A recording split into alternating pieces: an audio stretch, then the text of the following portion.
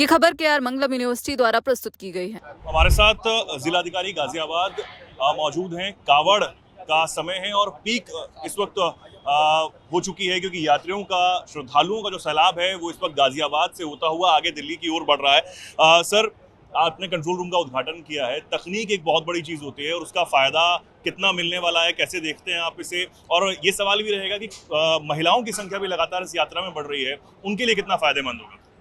देखिए, किसी प्रकार के जब वो कोई भी क्राउड से रिलेटेड भव्य आयोजन होते हैं तो उसमें तकनीक का बहुत विशेष रोल होता है। और सीसीटीवी कैमरा इंस्टॉलेशन अलग अलग स्थानों पे हो, पूरे रूट को उससे हम लोगों ने कवर किया है। 2000 से ऊपर सीसीटीवी कैमरे पूरे रूट में इंस्टॉल कराए गए थे, जिसकी मॉनिटरिंग के लिए 3 प्रमुख कंट्रोल रूम हैं। हमारा पुलिस लाइन में ICCC सेंटर है, नगर निगम में एक सेंटर है, और आज यहाँ पर मेरठ रोड पे जो कंट्रोल रूम है यहाँ उद्घाटन किया गया है।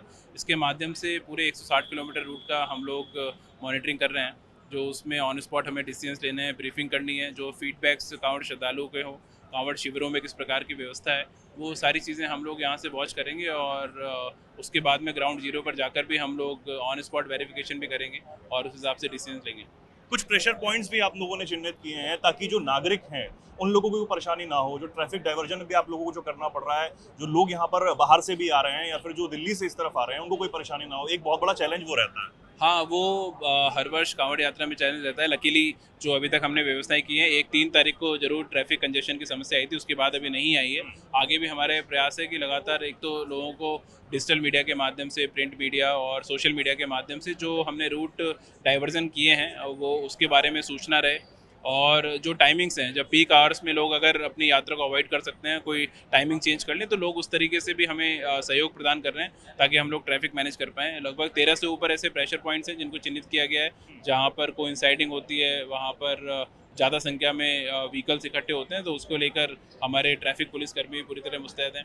और पूरी व्यवस्था में लगभग 4000 से ऊपर पुलिसकर्मी लगाए गए हैं जो सारी व्यवस्थाओं को देखेंगे। बहुत प्रेशर होता है, 24 घंटे की ये ड्यूटी होती है। उन पुलिस वालों का जो मनोबल है वो लगातार बढ़ता रहे और जो प्रशासन, तमाम जो डिपार्टमेंट्स हैं उनका मनोबल बढ़ता रहे, उसके लिए भी क्या कुछ विशेष व्यवस्था या फिर ध्यान रखा गया है और इसके बाद कोई व्यवस्था की जाएगी? देखिए, चाहे हमारे पुलिसकर्मी हों, सफाई कर्मी हों, और जितने स्वयंसेवक हों, और जितने हमारी ऐसी जो प्राइवेट संस्थाएं भी हैं जो शिविर लगा रही हैं, सब लोग 24/7 अपना पूरा एफर्ट इसमें डाल रहे हैं, 12-12 घंटे ड्यूटी करते हैं। तो जब हम लोग भी जाते हैं तो उनको मोटिवेट करते हैं, और चूंकि एक सेवा परक ये कार्य है और जब सेवा से संबंधित कार्य होता है तो उसमें ड्यूटी आवर्स नहीं देखे जाते। उस समय फिर उस भाव के साथ में हम सबको आगे बढ़ना होता है, हमारी संस्कृति में हमें सिखाया गया है। तो उस मोटिवेशन के साथ में हम लोग आगे बढ़ रहे हैं और हमारे सारे कर्मचारी पूरी तरह मोटिवेटेड हैं। मुख्यमंत्री का भी एक विशेष निर्देशन में रहता है कि जो भी कावड़ रूट्स हैं, जो भी कावड़ यात्री हैं, उनको कोई परेशानी ना हो। पुलिस को भी और प्रशासन को भी एक मोटिवेटेड संदेश उनको उनकी तरफ से आता रहता है। कैसा लगता है और क्या कहेंगे जो सीएम की तरफ से निर्देश आते हैं?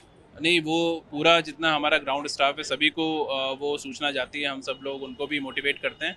और निश्चित रूप से माननीय मुख्यमंत्री जी और नेतृत्व हम सबको देते हैं, और जो उनका प्रेरणादायी उद्बोधन रहता है उसके क्रम में ही पूरा हमारा चतुश्रेणी कर्मचारी तक उससे मोटिवेटेड रहता है। और इस पूरी व्यवस्था में लगभग हमारे 8000 से ऊपर कर्मचारी जो लगे हुए हैं अलग अलग पूरे जनपद गाजियाबाद में, सभी लोग पूरी तरह प्रतिबद्ध हैं। और जितने कांवड़ श्रद्धालु हैं उन सबके सुरक्षित रहें, सुव्यवस्थित तरीके से कांवड़ यात्रा संपन्न हो, उसके लिए पूरी तरह प्रतिबद्ध हैं। Thank you.